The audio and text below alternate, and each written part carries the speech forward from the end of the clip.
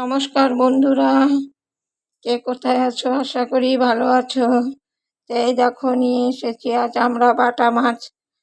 দেখি আজকে বাটা মাছের ঝোল হবে কি ঝাল হবে, তো তোমরা দেখতে থাকো। এই দেখো এখানে আমি ½ কিলো বাটা মাছ নিয়ে এসেছি, সাইজগুলা বেশ বড় বড়।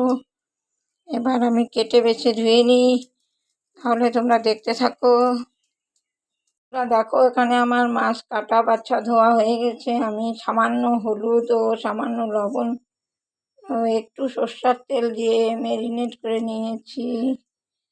এবার আমি কড়াই চাপিয়ে দিয়েছি। এই যে এখানে এই কড়াইটাতে আমার ভাজতে সুবিধা হয়, তাই আমি বসিয়েছি। দেখো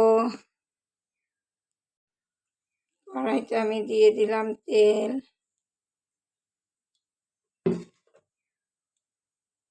তেল গরম হয়ে গেছে, আমি এবার একে একে মাছগুলো সব ছেড়ে দিব। দেখতে থাকো।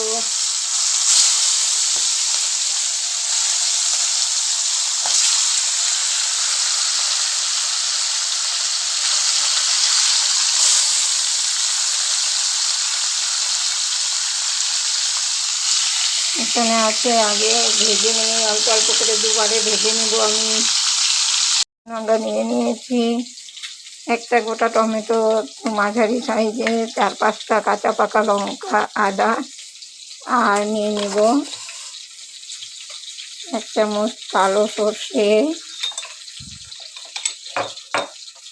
1 চামচ সাদা সর্ষে, আর একটু দিয়ে দিব আমি জিরে। আমার কাছে গোটা জিরে এই সময় নেই, তাই আমি গুঁড়ো জিরেই ব্যবহার করব। সবগুলোই আমি একসঙ্গে মিক্সিতে পেস্ট করে নিব, আলাদা আলাদা করে আর করছি না।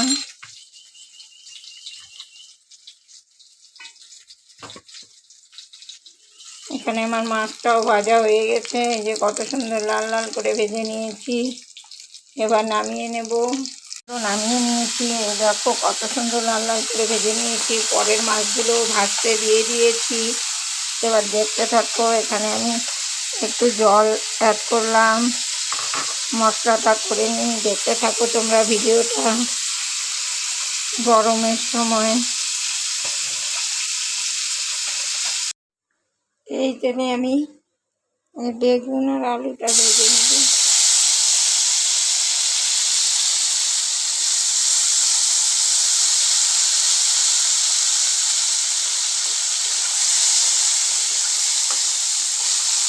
বেগুনটা ভাজা হয়ে গেলে আলুটা ভেজে নেব।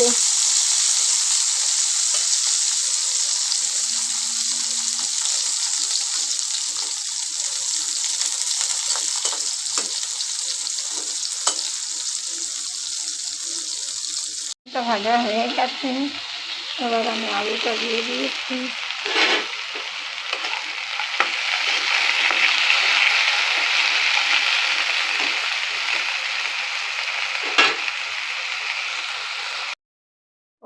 কড়াইতে তেল একটু অ্যাড করেছি, এবার দিয়ে দিব কালো জিরে ফোড়ন, একটা শুকনো লঙ্কা, একটা তেজপাতা। দেখতে থাকো ভিডিওটা বন্ধুরা। ভিডিও ভালো লাগলে লাইক কমেন্ট শেয়ার করো। এবার আমি দিয়ে দিব এই যে বাটা মশলাটা।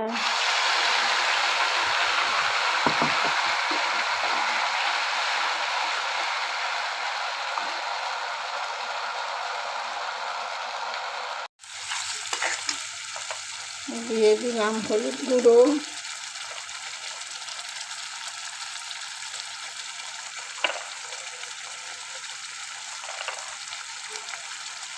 দিয়ে দিলাম একটু লঙ্কা গুঁড়ো,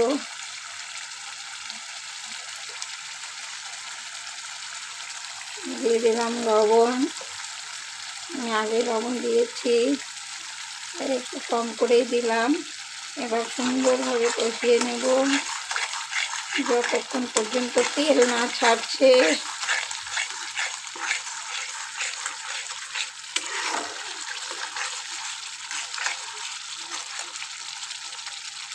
মাছটা মিডিয়ামে রেখে সুন্দর করে কষিয়ে নেব।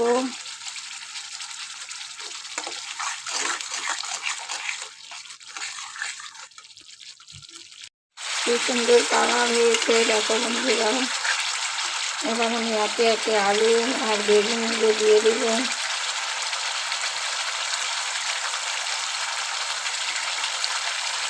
বন্ধুরা ভিডিও ভালো লাগলে লাইক কমেন্ট শেয়ার করো, পাশে থেকে ভিডিওগুলো দেখো, নতুন দেখতে সাবস্ক্রাইব করার অনুরোধ করবো।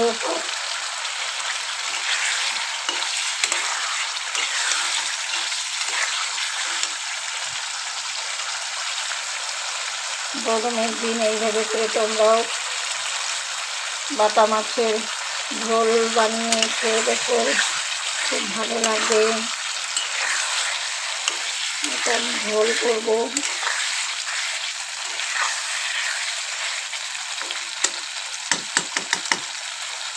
এবার হয়ে গেছে, আমি এবার দিয়ে দিব জল।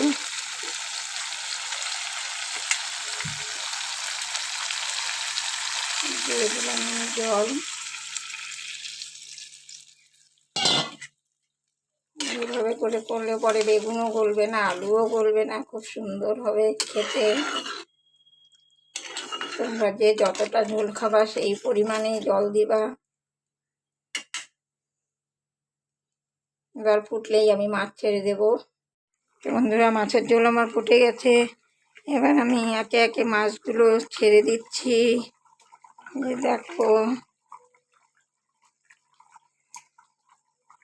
হয়ে গেছে আমার মাছের ঝোল। এবার আর 5 মিনিট ফুটিয়ে আমি নামিয়ে নেব। গরমের দিন এইভাবে পাতলা ঝোল খুব ভালো লাগে। বন্ধুরা সাথে থেকো, পাশে থেকো। রাখছি তাহলে, দেখা হবে আবার পরে কোনো রেসিপির সাথে।